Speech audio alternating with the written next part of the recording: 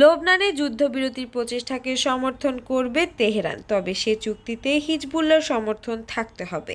এছাড়া একই সঙ্গে গাজায় যুদ্ধের বন্ধেরও উদ্যোগ নিতে হবে।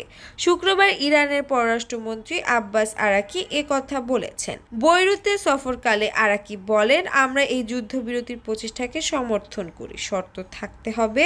প্রথমত, লেবাননের জনগণের অধিকারকে সম্মান করতে হবে, একই সঙ্গে এটি সমর্থনে থাকতে হবে এবং এই উদ্যোগের মধ্য দিয়ে গাজার যুদ্ধবিরতির চুক্তিরও চূড়ান্ত হতে হবে।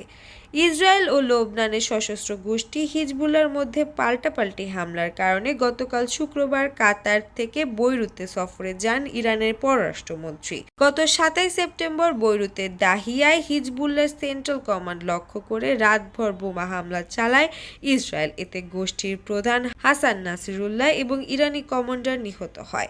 এর জেরে মঙ্গলবার ইসরায়েলের ভূখণ্ডে প্রায় 200টি ব্যালিস্টিক ক্ষেপণাস্ত্র হামলা চালায় ইরান।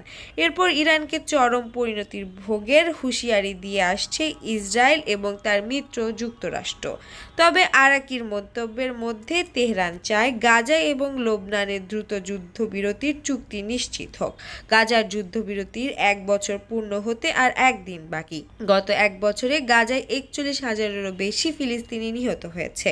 অন্যদিকে ইসরায়েলি আগ্রাসনে লেবাননের প্রাণ হারিয়েছে অন্তত 2,000 লেবাননি নাগরিক।